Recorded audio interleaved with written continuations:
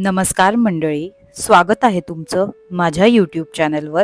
आज आपण बनवतोय मस्त झणझणीत भरली वांगी. कुकरमध्ये थोडं तेल गरम केलंय. तेल गरम झालं की त्यात मोहरी आणि लसूण घातलाय. लसूण खरपूस परतला की आता त्यात कांदा टाकते.